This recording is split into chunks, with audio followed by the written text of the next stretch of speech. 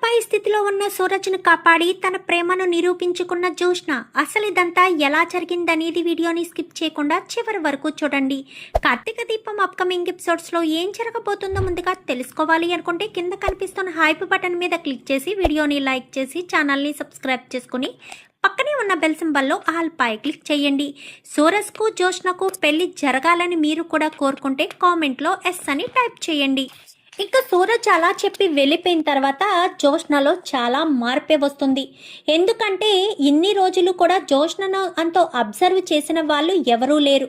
కానీ సూరజ్ అబ్జర్వ్ చేయడంతో పాటు తన ఆస్తిని కూడా వద్దనుకుని తనను మాత్రమే సొంతం చేసుకోవాలి అన్న ఆలోచన ఉండేసరికి జోష్నలో కూడా మార్పు రావడం మొదలవుతుంది. ఇంకా అంతా కూడా మాట్లాడుకుంటారు.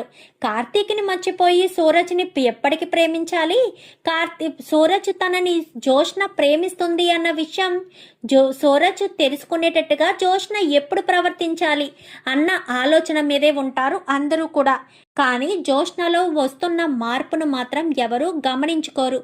జోష్న రోజు రోజుకి కూడా తనలో సైలెన్స్ మొదలవుతుంది. మాట్లాడడం, తను చాలా సైలెన్స్గా ఉండడం అంతా కూడా చేస్తూ ఉంటుంది. అలా చేస్తూ ఉండేసరికి ఇంకా సూరజ్ వచ్చి అవుట్ హౌస్లోనే ఉన్నాడు కదా, ఎలా అయినా సరే సూరజ్తో మాట్లాడాలని ఏదో వంకతోనే మాట్లాడడానికి వెళ్తూ ఉంటుంది. కానీ సూరజ్ జోష్న వంక కూడా చూడడు. సూరజ్ జోష్న వైపు చూడకుండానే అటు తిరుగో ఇటు తిరుగో గోడల్ని చూసో లేదా మొక్కల్ని చూస్తూనే మాట్లాడుతూ ఉంటాడు.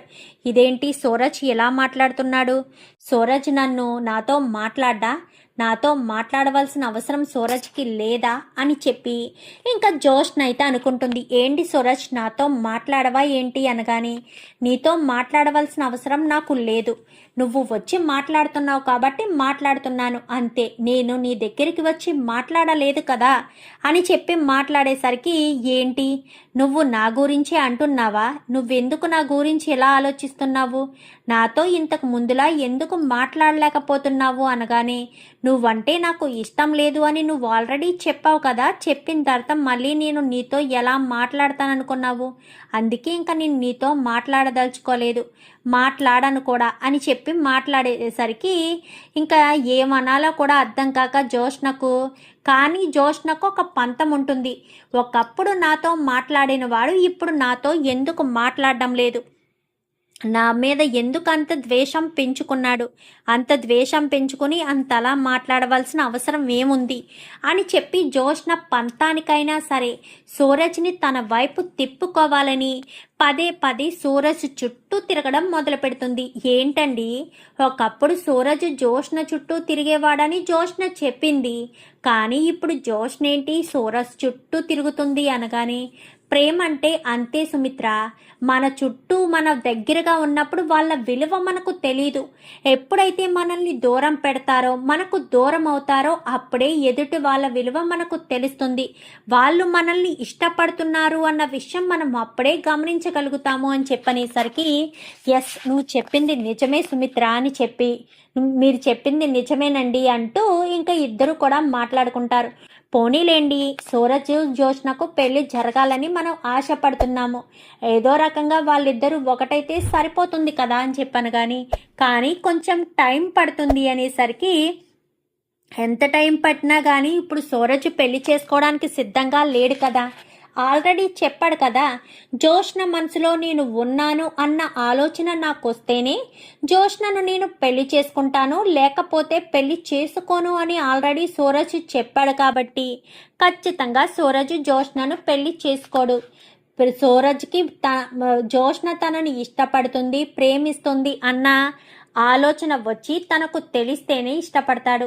అప్పటి వరకు జోష్న తన రకాలుగా ఎన్నో రకాలుగా అయినా సరే తన ప్రేమను సైతం చాటుకుంటుందిలే అని చెప్పి ఇంకా దశరథు సుమిత్ర ఇద్దరు అనుకుంటారు. అనుకున్న తర్వాత పారిజాతం కూడా జోష్నలో వస్తున్న మార్పుకి ఆశ్చర్యపోతుంది. ఆశ్చర్యపోయేసరికి ఇంకా అంతా కూడా బాగానే మాట్లాడుకుంటూ ఉంటారు. సూరజు జోష్నని ఎప్పటికప్పుడు అవాయిడ్ చేస్తూనే ఉంటాడు. పారిజాతం జోష్న దగ్గరికి వెళ్ళి, ఎందుకే వాడు అసలు నిన్ను పట్టించుకోనప్పుడు నువ్వు వాడి దగ్గరికి వెళ్ళవలసిన అవసరం ఏంటి అనగానే, లేదు గ్రాని, వాడు నన్ను ఎందుకు పట్టించుకోకపోవాలి? వాడు నా వెంట ఎంతెలా తిరిగేవాడో తెలుసా? ఇప్పుడు ఎందుకు వెంట తిరగకపోవాలి? నేను అంతలోకువా? నేను మిస్ హైదరాబాద్ని. ఒకప్పుడు మిస్ హైదరాబాదు క్రేజ్ ఎలా ఉండేది? ఆ గౌతమ్ గాడు నా చుట్టూ ఎలా తిరిగేవాడు? కానీ వీడు అసలు ఎప్పుడూ నాతో మిస్బిహేవ్ చేసిందే లేదు. నా చెయ్యి కూడా తాకలేదు తెలుసా వీడు. అలాంటిది వీడు నన్ను దూరం పెట్టాడు. వీడిని పంతానికైనా సరే నేను నా చుట్టూ తిప్పుకోవాలి అనగాని, సూరజ్ని తక్కువ అంచనా వేశావే. సూరజ్ విషయంలో పంతానికి తిప్పుకోవడాలు తిరగడాలు ఏమీ ఉండవు. కావాలంటే వాడు నిన్ను దూరం పెడుతూనే ఉంటాడు, నువ్వు వాడి చుట్టూ తిరుగుతూనే ఉంటావు. వాడు మంచి కండిషన్ పెట్టాడు. ఎందుకంటే నువ్వు వాడిని ప్రేమిస్తున్నాను అని చెప్తేనే కానీ వాడు నిన్ను పెళ్లి చేసుకోడు. నీకు వాడికి పెళ్లి చేయడానికే ఇంట్లో వాళ్ళంతా ఎదురు చూస్తున్నారు అని చెప్పి ఇంకా పారిజాతం కాస్త చెప్తుంది. అందుకే కదా గ్రాని అని చెప్పాను, కానీ ఒక్క అవకాశం రాకుండా పోతుందా? ఎక్కడో చోట నాకు ఒక్క అవకాశం వస్తుంది నా ప్రేమను నిరూపించుకోవడానికి. అప్పుడు వాడే తెలుసుకుంటాడు నేను వాడిని ఎంతలా ప్రేమిస్తున్నానో, ఎంతలా ప్రేమను పంచాలనుకుంటున్నాను అనేసరికి, నిజంగా వాడిని నువ్వు ఇష్టపడుతున్నావా అని చెప్పాను. కానీ నిజంగా ఇష్టపడుతున్నాను గ్రాని. ఒకప్పుడు వాడంటే నాకు ఇష్టం ఉండేది కాదు, కానీ వాడు నన్ను రిజెక్ట్ చేశాడు అని ఆ ఇష్టంలోంచి ప్రేమ పుట్టుకొచ్చింది. ఆ కోపంలోంచి ప్రేమ పుట్టుకొచ్చింది. అసలు వాడిని నేను చూడన్నా చూడలేదు. వాడినే నా లైఫ్లోంచి వెళ్ళిపోమని అంత ఖచ్చితంగా చెప్పిన నేను వాడితో మాట్లాడకుండా వాడిని చూడకుండా ఉండలేకపోతున్నాను. వాడంటే అంత ఇష్టం పెరిగిపోయింది గ్రాని అని చెప్పనేసరికి, పోనీలేవే, నువ్వు ఒక ఇంటి దానివైతే నాకు కావాల్సింది అదే కదా. నువ్వు ఎప్పుడూ కూడా సంతోషంగా ఉండాలి జోష్న అని చెప్పి ఇంకా పారిజాతం కాస్త అక్కడి నుంచి వెళ్ళిపోతుంది. ఇంకా వీడు ఆఫీస్కి వెళ్తూ ఉండగా సడన్గా స్కూటీ మీద కదా వెళ్తూ ఉంటాడు. సడన్గా ఎదురుగా ఒక లారీ వచ్చి, ఎప్పుడు పక్క నుంచే వెళ్తూ ఉంటాడు కానీ ఆ రోజు ఆ లారీ వాడికి బ్రేకులు సరిగ్గా పడక సడన్గా లారీ వచ్చి తినని గుద్దేయడంతో తినికి రక్తపు మడుగులో పడిపోయి ఉంటాడు. జోష్నప్పుడే ఆఫీస్కి వెళ్ళడం కోసం తన కారు, ఎప్పుడెప్పుడు వీడు వెళ్తాడా, వీడు వెనకాల వెళ్దామా అని కారులో వెనకాలే వెళ్ళేసరికి అక్కడ జనాలందరూ పరుగులు పెడుతూ ఉంటారు. ఏం జరిగింది అనగానే, అక్కడ ఏదో పెద్ద యాక్సిడెంటే జరిగిందండి. స్కూటర్ మీద వెళ్తున్నాడు ఒక అబ్బాయి, పక్క నుంచే వెళ్తున్నాడు. లారీ వాడే వచ్చి గుద్దేశాడు. అదిగో ఆ చెట్టుకి గుద్దేసి పారిపోయాడు లారీ వాడు, డ్రైవరు అని చెప్పనేసరికి, ఎవరై ఉంటారు, స్కూటర్ మీద ఎవరు వెళ్ళుంటారు అనుకుంటూ కారు పక్క కాపి వెళ్ళి చూసేసరికి రక్తపు మడుగులో ఉంటాడు ఇంకా సూరజ్. అయితే ఒక్కసారిగా జోష్న షాక్ అయిపోతుంది. ఇతను నాకు తెలుసు అని చెప్పి, కొంచెం సహాయం చెయ్యండి, కారులో తీసుకువెళ్తాను అనగానే, మేడం మీది కాస్ట్లీ కారు, రక్తం అంటుతుంది అని చెప్పాను. కానీ ఏం పర్వాలేదు అని చెప్పి ఇంకా కారులో పడుకోబెట్టుకుని తీసుకువెళ్తుంది. ఒకప్పుడు కాశీని కూడా ఇలాగే కారులో ఎక్కించుకుని తీసుకువెళ్ళాలి, కానీ ఆ రోజు కారులో ఎక్కించుకోకుండా వెళ్తేనే దీప కాశీని హాస్పిటల్కి తీసుకువెళ్ళింది. అది గుర్తు తెచ్చుకుంటుంది. నా తమ్ముడిని కూడా నేను ఇలాగే నడి రోడ్డు మీద వదిలేశాను అని చెప్పి ఇంకా జోష్న కాస్త బాధపడుతూనే ఇంకా సూరజ్ని తీసుకొని హాస్పిటల్కి వెళ్తుంది. వెళ్ళిన తర్వాత లోపలికి తీసుకువెళ్తారు కదా, స్ట్రెచర్ మీద తీసుకువెళ్ళి ట్రీట్మెంట్ చేస్తూ ఉండగానే వెంటనే కార్తిక్కి ఫోన్ చేస్తుంది. బావా అని చెప్పాను. కానీ ఏంటి జోష్న, ఏంటి అంత టెన్షన్ పడుతున్నావు? నీ మాటల్లో టెన్షను తడబాటు కనబడుతుంది అనగాని, సూరజ్కి ప్రమాదం జరిగింది బావా అని చెప్పాను. కానీ ఏమంటున్నావు జోష్న అనగాని, అవును బావా, నాకంటే ముందు సూరజు స్కూటీ మీద బయలుదేరాడు, నేను వెనకాల బయలుదేరాను. ఈలోపు లారీ ఒకటి వచ్చి సూరజ్ను గుద్దేసిందంట. రక్తపు మడుగులో పడి ఉన్న సూరజ్ని హాస్పిటల్కి తీసుకొచ్చాను అనగాని, ఏ హాస్పిటల్ అనగాని, పలానా హాస్పిటల్ బావా అని చెప్పనేసరికి ఇంకా గబగబా వెళ్ళిపోతారు. కార్తీకు, దీప, శివనారాయణ, సుమిత్ర, ఇంకా దశరథు మొత్తం అంతా కూడా హాస్పిటల్కి వెళ్తారు. వెళ్ళేసరికి నర్సు అక్కడ ఉంటుంది. జోష్న కనిపించకపోవడంతో ఇక్కడ సూరజ్ అని ఎవరినైనా పేషెంట్ని అడ్మిట్ చేశారా అనగాని, ఏంటి సార్ లారీ గుద్దేసిన కేసేనా అనగాని, అవును అనేసరికి అక్కడ ఐసీయూలో ఉన్నారు సార్ అని చెప్పాను. కానీ మరి జోష్నాని అమ్మాయి అతన్ని తీసుకొచ్చిన అమ్మాయి ఎక్కడుంది అనేసరికి బ్లడ్ ఇస్తుంది అనేసరికి, బ్లడ్డా ఏంటి జోష్న బ్లడ్ ఇస్తుందా అనగాని, అవును సార్ బ్లడ్ ఇస్తున్నారు. ఆల్రెడీ ఇప్పటికే ఒక బాటిల్ ఇచ్చారు, కానీ ఇంకొక బాటిల్ కూడా తీసుకోండి అంటున్నారు. వద్దు అని మేము ఎంత చెప్తున్నా తీసుకోండి, తను బ్రతకడం చాలా ముఖ్యం, బయట రక్తం దొరకకపోతే తన ప్రాణానికి ప్రమాదమని అంటున్నారు కదా, తీసుకోండి అంటూ ఫోర్స్ చేయడంతోనే ఇంకో సెకండ్ బాటిల్ బ్లడ్ కూడా తీసుకుంటున్నాం సార్ అని చెప్పనేసరికి ఒక్కసారిగా అందరూ షాక్ అయిపోతారు. జోష్న సూరజ్ కోసం తన రక్తాన్ని సైతం త్యాగం చేస్తుందా అని చెప్పి అందరూ కూడా ఆశ్చర్యపోతూ ఉండగానే ఇంకా గబగబా సుమిత్ర, అమ్మ జోష్న అంటూ జోష్న దగ్గరికి వెళ్తారు. అయిపోయింది మమ్మీ, ఈ బాటిల్ ఇచ్చేస్తే సరిపోతుంది, సూరజ్కి ఏమీ కాదు అంటూ ఇంకా బ్లడ్ ఇచ్చి జోష్న నిలబడ్డానికి కూడా ఓపిక లేనంతగా అయిపోతుంది. ఇంకా దీప సహాయంతో జోష్నను తీసుకొచ్చి అక్కడ కూర్చోపెడతారు. ఈలోపు ఫ్రూట్ జ్యూసులు తీసుకొచ్చేసరికి ఫ్రూట్ జ్యూసులు కాస్త తాగేసి ఇంకా జోష్న అయితే ఇంకా నాకు చాలా నీరసంగా ఉంది మమ్మీ అనగానే, ఇలా పడుకోమ్మా అని చెప్పి సుమిత్ర తన వడిలో జోష్నను పడుకోబెట్టుకుంటుంది. ఇంటికి వెళ్దాం పద అనగానే, లేదు సూరజ్కి స్పృహలోకి రావాలి, స్పృహలోకి వచ్చి తనతో మాట్లాడేంత వరకు నేను అసలు ఇంటికి రాను, ఇక్కడే ఉంటాను అంటూ జోష్న కాస్త చెప్పడంతో డాక్టర్ గారు అయితే చెప్తారు, ఇంకా తనకు స్పృహలోకి రావాలంటే సుమారు 3 గంటల పడుతుంది. తనకిచ్చిన మత్తు చాలా పవర్ఫుల్ అయింది, ఎందుకంటే ముందు మరొక 2 మత్తులు ఇచ్చినా తనకు మత్తు ఎక్కలేదు, ఎందుకో ఏంటో తెలీదు. కానీ ఇప్పుడు 3వ పవర్ఫుల్ అయింది ఇచ్చిన తర్వాతే మత్తు ఎక్కింది అని చెప్పనేసరికి ఇంకా కార్తీకు ఆలోచనలో పడతాడు.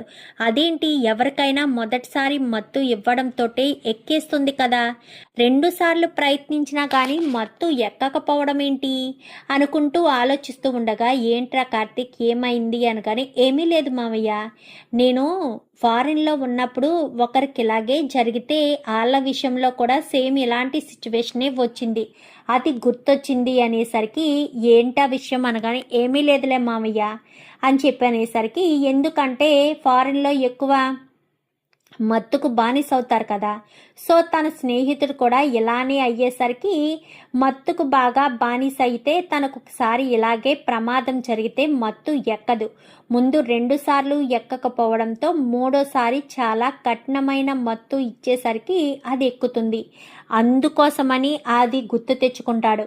వెంటనే డాక్టర్ దగ్గరికి వెళ్తాడు సూరజ్. డాక్టర్, ముందు ఇచ్చిన 2 మత్తులు ఎందుకు ఎక్కలేదు అనగానే, ఒక్కొక్కరికి ఎక్కుతుంది, ఒక్కొక్కరికి ఎక్కదు బాబు, ఎందుకంటే ఇమ్యూనిటీ పవర్ని బట్ట మత్తెక్కే అవకాశాలు ఉంటాయి అని చెప్పేసరికి, సరే అని ఇంకా అక్కడి నుంచి కాస్త కార్తీక్ బయటకు వచ్చేస్తాడు. బావా ఎక్కడికి వెళ్ళావు అనగానే, నేను ఎక్కడికి వెళ్ళలేదు దీప, ఇక్కడే ఉన్నాను అనేసరికి, సరే జోష్న చాలా నీరసంగా ఉంది, జోష్నకు ఏదైనా తినడానికి తీసుకురా బావా, ఏదొకటి పెడతాను, జ్యూస్ తాగింది కానీ అది శక్తినివ్వదు కదా, ఏదొకటి తిండి పెడితేనే తను శక్తికి వస్తుంది అని చెప్పనేసరికి, సరే అని ఇంకా వెంటనే కార్తీక్ బయటికి వెళ్ళి టిఫిన్ తీసుకొస్తాడు. టిఫిన్ తీసుకొచ్చేసరికి దీప దగ్గరుండి మరి టిఫిన్ తినిపిస్తూ ఉంటుంది. తినిపించేసరికి 2 గంటలు అయిపోతుంది. ఇంకా 3వ గంట ఇలా స్టార్ట్ అయ్యేసరికి, డాక్టర్ ఆ పేషెంట్కి స్పృహ వచ్చింది అనగానే, అవునా సరే ఇప్పుడే వస్తున్నాను అంటూ ఇంకా గబగబా బయటకు వచ్చి అందరూ కూడా వస్తారు. జోష్నను సూరజ్ దగ్గరికి తీసుకువెళ్ళడానికి ఒక పక్క దీప, మరొక పక్క సుమిత్ర సహాయంతో మరి జోష్నను సూరజ్ దగ్గరికి తీసుకొస్తారు. ఏమైంది జోష్నకు అంటూ సూరజ్ స్పృహలోకి వచ్చి చాలా నెమ్మదిగానే అడుగుతాడు. నీకోసమే జోష్న ఇలా నీరసపడిపోయింది అని చెప్పి ఇంకా కార్తీక్ చెప్తాడు. ఏంటి బ్రదర్ ఏమంటున్నావు? నా కోసం జోష్న నీరసపడిపోవడం ఏంటి అనగాని, అవును సార్, మీకు బ్లడ్ ఇవ్వడం కోసం మేడం 2 బాటిల్లో బ్లడ్ ఇచ్చారు. ఆవిడ అసలే నైస్గా వీక్గా ఉన్నారు కదా, ఒక బాటిల్ ఇవ్వండి చాలు అంటే లేదు, తన ప్రాణాలు తను బ్రతకాలి, తన ప్రాణానికి ఏ ప్రమాదం జరగకూడదు అని మేము ఎంత చెప్తున్నా వినిపించుకోకుండా సెకండ్ బాటిల్ బ్లడ్ కూడా తీసుకోమని ఫోర్స్ చేయడం వల్ల తీసుకున్నాము. అందుకే మీకు ఇంత త్వరగా ఆపరేషన్ జరిగింది, మీరు ఇంత త్వరగా స్పృహలోకి వచ్చారు. తర్వాత మేము మాట్లాడుకున్నాము, ఆవిడే కనుక ధైర్యం చేసి బ్లడ్ ఇవ్వకపోయుంటే మీకు బ్రతికే ఛాన్స్ చాలా తక్కువగా ఉందని. ఎందుకంటే మీది చాలా రేర్ బ్లడ్ గ్రూపు, మీ బ్లడ్ దొరకడం చాలా కష్టం. తను కాబట్టి ఇచ్చింది, లేదంటే బ్లడ్ దొరికే అవకాశమే ఉండేది కాదు సార్ అని చెప్పి మాట్లాడేసరికి అవునా సరే అని ఇంకా ఏం మాట్లాడకుండా సరేనని ఇంకా కూర్చుంటారు. కూర్చుని సూరజ్ నీకేం కాలేదు కదా అనగాని, నాకేం కాలేదు, సరే అందరూ ఇంటికి వెళ్ళండి అనగాని, జోష్న నువ్వు కూడా అనేసరికి అందరూ ఇంటికి వెళ్తారు. కార్తీక్ మాత్రమే అక్కడ ఉంటాడు. కార్తీక్ దశరథు ఇద్దరు కూడా రోజు అక్కడే ఉండిపోతారు. మరుసటి రోజు ఉదయాన్నే జోష్న హాస్పిటల్కి వస్తుందేమోనని రావద్దు, మేమే సూరజ్ని తీసుకుని ఇంటికి వస్తున్నాము అని చెప్పి కార్తీక్ జోష్నకు ఫోన్ చేస్తాడు. ఫోన్ చేసేసరికి జోష్న కాస్త ఇంకా ఇంటి దగ్గర ఎదురు చూస్తూ ఉంటుంది. ఈలోపు కార్తీక్ వాళ్ళు సూరజ్ని ఇంటికి తీసుకొస్తారు. మమ్మీ వెళ్ళి హారతి తీసుకురా మమ్మీ, హాస్పిటల్ నుంచి వచ్చిన వాళ్ళకి హారతి ఇచ్చి కదా లోపలికి తీసుకువెళ్ళాలి, వెళ్ళు మమ్మీ అని చెప్పనేసరికి గబగబా సుమిత్ర కాస్త లోపలికి వెళ్ళి హారతి తీసుకొచ్చి హారతి ఇస్తుంది. అవుట్ హౌస్ దగ్గరికి వెళ్తాను అనగానే వద్దు, నా రూమ్లో పడుకో అని చెప్పి ఇంకా జోష్న తన రూమ్ లాగా వెళ్ళాలి అంటే పైన కదా, నేను కిందే ఉంటాను, గ్రానీ నువ్వు వెళ్ళి నా రూమ్లో ఉండు, నేను నీ రూమ్లో ఉంటాను అని చెప్పి సూరజ్ని గ్రానీ రూమ్లో పెట్టి ఇంకా జోష్న అయితే పై రూమ్లోకి కింద రూమ్లోకి తిరుగుతూ ఉంటుంది. సూరజ్ని క్షణకాలం కూడా వదిలిపెట్టదు. ఏం కావాలి, ఏమన్నా తింటావా, ఏమైనా తాగుతావా, చెప్పు ఏం కావాలి, నీకేం కావాలంటే అది తెస్తాను అంటూ మాట్లాడేసరికి ఎందుకు నా చుట్టూ ఇలా తిరుగుతున్నావు అనగానే, నిన్ను క్షణం కూడా వదిలిపెట్టాలని అనుకోవట్లేదు అని చెప్పి మాట్లాడడంతో ఇంకా సూరజ్కి అలాగే 15 రోజుల పాటు జోష్న సేవలు చేస్తూ ఉంటుంది. కార్తీకు దీప మాత్రం ఆఫీస్కి వెళ్ళి ఆఫీస్ వ్యవహారాలన్నీ చూసుకుంటారు. జోష్న అయితే ఆఫీస్కి రాను అని ఖచ్చితంగా చెప్పేసి మెడికల్ లీవ్ పెడుతుంది. మెడికల్ లీవ్ ఎలా అంటే, నా హస్బెండ్కి హెల్త్ బాగోలేదు అని పెట్టేసరికి ఒక్కసారిగా అందరూ షాక్ అయిపోతారు. సూరజ్ని పెళ్లి చేసుకోకముందే హస్బెండ్లా ఫీల్ అవుతుంది జోష్న అని అందరూ కూడా ఆశ్చర్యపోతారు. ఇంకా మెడికల్ లీవ్ అయిపోయిన తర్వాత 15 రోజులు అయిపోయిన తర్వాత సూరజ్ ఆఫీస్కి వెళ్తాడు. ఆఫీస్కి వెళ్ళిన తర్వాత ఇంకా ఫైల్లోని జోష్న మెడికల్ లీవ్ పెట్టింది కదా, మెడికల్ లీవ్ పెట్టిన పేపర్ కనిపించేసరికి జోష్న మెడికల్ లీవ్ అన్నట్టు హెడ్లైన్ కనిపించడంతో అది చూసి చదువుతాడు. నా భర్తకు యాక్సిడెంట్ అయ్యింది, నా భర్తను చూసుకోవడానికి నాకు మెడికల్ లీవ్ కావాలి అన్నట్టు ఇంకా చూపించేసరికి ఒక్కసారిగా సూరజ్ షాక్ అవుతాడు. నిజంగానే జోష్న నన్ను ఇష్టపడుతుందా, అందుకోసమనే నా కోసం ఎంత త్యాగం చేసి ఆఫీస్కి వెళ్లకుండా తన రక్తం సైతం ఇచ్చి నన్ను కాపాడిందా అని చెప్పి సూరజ్ ఆలోచనలో పడతాడు. ఏంటి సూరజ్ ఆలోచిస్తున్నావు, జోష్న గురించేనా? జోష్నలో చాలా మార్పు వచ్చింది. జోష్న ఇలా మారుతుందని నేను కలలో కూడా అనుకోలేదు. జోష్నలో ఈ మార్పు చూసిన నేను చాలా ఆశ్చర్యపోయాను. ఇంత ఇలా జోష్న మారుతుందంటే నాకు చాలా ఆశ్చర్యం అనిపించింది అని చెప్పనేసరికి ఏమంటున్నారు అని చెప్పాను కానీ, అవును జోష్న నిన్ను ఇష్టపడుతుంది. ఒకప్పుడు మా ఆయన్ని ఇష్టపడిన మాట నిజమే కావచ్చు, కానీ నిన్ను మాత్రం ఇప్పుడు చాలా ఎక్కువగానే ఇష్టపడుతుంది జోష్న. అది నువ్వు తెలుసుకోవట్లేదు, జోష్నను అర్థం చేసుకోవట్లేదు అని చెప్పనేసరికి, లేదు మేడం అలా ఏమీ లేదు అనగాని, లేదు సూరజ్, జోష్నకు నువ్వంటే ఇష్టం. ఇప్పటికైనా జోష్న నిన్ను ఇష్టపడుతుందని, నీ మీద ప్రేమ చూపిస్తుందని నువ్వు అర్థం చేసుకుని, జోష్న మనసును అర్థం చేసుకుని పెళ్లి చేసుకుంటే బాగుంటుంది అనగానే, సరేనని ఇంకా జోష్నను అబ్జర్వ్ చేసి బయటకు నీతో మాట్లాడాలని బయటకు తీసుకెళ్తాడు. తీసుకువెళ్ళిన తర్వాత, చెప్పు సూరజ్ అనగాని, నిజంగానే నువ్వు నన్ను ప్రేమిస్తున్నావా లేక ప్రేమిస్తున్నట్టు నటిస్తున్నావా అని చెప్పాను. కానీ నాకు నటించడం రాదు, ప్రేమ ఉంటే ప్రేమే చూపిస్తాను, ద్వేషం ఉంటే ద్వేషమే చూపిస్తాను తప్ప ప్రేమ చూపించాలని నటించాలని అస్సలు అనుకోను.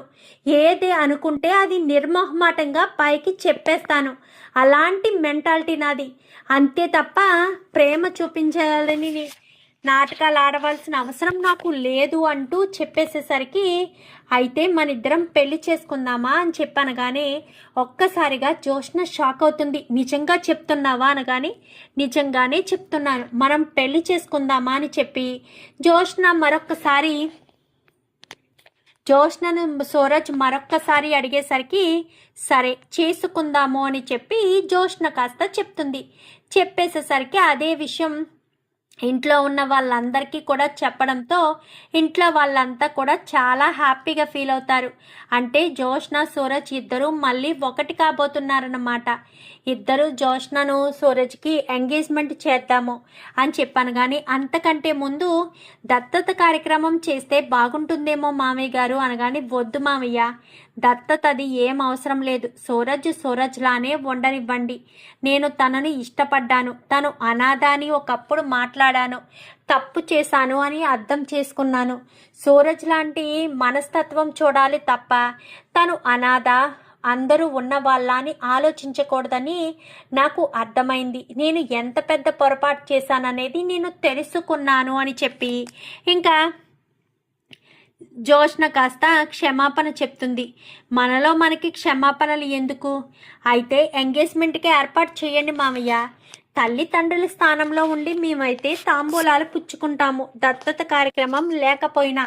ఏమంటావు మేనకోడలా అని చెప్పనేసరికి, మీ ఇష్టం మామయ్య అని చెప్పి జోష్న కాస్త సిగ్గుపడుతున్నట్టు వెళ్ళిపోతుంది. అమ్మో, జోష్నకు కూడా సిగ్గుపడడం వచ్చే. ఇప్పుడు వరకు కలిసి తిరిగిన జోష్న సూరజ్తో ఎంగేజ్మెంట్ అనేసరికి ఎలా సిగ్గుపడుతూ గదిలోకి వెళ్ళిపోయిందో అని చెప్పి అందరూ కూడా నవ్వుకుంటారు. సూరజ్ కూడా, నువ్వు జోష్న రేపు వెళ్ళి షాపింగ్కి మీకేం కావాలో అన్నీ షాపింగ్ చేసుకురండి అని చెప్పాను. కానీ సరేనని చెప్పనేసరికి మరుసటి రోజు ఉదయాన్నే సూరజ్ రెడీ అయ్యి ఆఫీస్కి వెళ్తాను సార్ అనగానే, అదేంటి సూరజ్ మర్చిపోయావా, నిన్ను జోష్నని నేను షాపింగ్కి వెళ్ళి మీకు కావాల్సినవన్నీ తెచ్చుకోమని చెప్పాను కదా అనగానే, ఆఫీస్ అయిన తర్వాత వెళ్తాను సార్, ఆఫీస్ ఎగ్గొట్టు మరీ వెళ్ళాల్సిన అవసరం ఏముంది, ఆఫీస్ టైంలో ఆఫీస్ వర్క్ చేసుకోవాలి. అసలే ఈ మధ్య నాకు యాక్సిడెంట్ అయ్యి నేను ఇంటి దగ్గరే ఉన్న తర్వాత చాలా వర్క్స్ పెండింగ్ అయిపోయాయి, అవన్నీ కూడా క్లియర్ చేసుకోవాలి. నేను ఆఫీస్కి వెళ్ళి ఈవినింగ్ జోష్నను అట్నుంచటే వెళ్తాము అని చెప్పనేసరికి, కరెక్ట్, సూరజ్ చెప్పింది నిజమే అంటూ జోష్న కోస్తా ఆఫీస్కి రెడీ అయిపోతుంది. సరే పద వెళ్దామని ఇంకా స్కూటర్ని పిప్పు అయిపోతుంది కదా, స్కూటర్ని పక్కన పడేసి ఇంకా జోష్న తన కారు మీదే సూరజ్ని ఆఫీస్కి తీసుకువెళ్తుంది. ఆఫీస్ అయిన తర్వాత ఈవినింగ్ ఇద్దరు కూడా షాపింగ్లకి అక్కడికి ఇక్కడికి ఎక్కువగానే తిరుగుతూ ఉంటారు. ఏ రోజు కూడా ఏ చిన్న అవకాశాన్ని కూడా సూరజ్ యూజ్ చేసుకోవాలి అని అస్సలు అనుకోడు. ఎందుకంటే జోష్న తన భార్య కాబోతుంది. తొందరపాటు నిర్ణయాలు తీసుకుని అమ్మాయి విషయంలో, అంటే ఒక అమ్మాయి దృష్టిలో చెడ్డవాడిగా అవ్వడం ఇష్టం లేక సూరజ్ కాస్త సైలెంట్గానే ఉండేసరికి జోష్న తొందరపడాలని అనుకున్నా కానీ సూరజ్ మాత్రం పెళ్ళయిన తర్వాతే, ఏదైనా సరే నేను నిన్ను పెళ్ళయిన తర్వాతే నా భార్యగా నిన్ను తాకుతాను అని చెప్పి సూరజ్ చాలా స్పష్టంగా చెప్తాడు. అమ్మాయిలకు అలా చెప్తే చాలా బాగా నచ్చుతారు కదా. ఇంకా జోష్న సూరజ్ని ఒక్కసారిగా హగ్ చేసుకుంటుంది. జోష్న వద్దని చెప్పానా అని చెప్పాను కానీ లేదు సూరజ్, నేను కేవలం నార్మల్గానే హగ్ చేసుకున్నాను అని చెప్పి జోష్న కాస్త చెప్తుంది.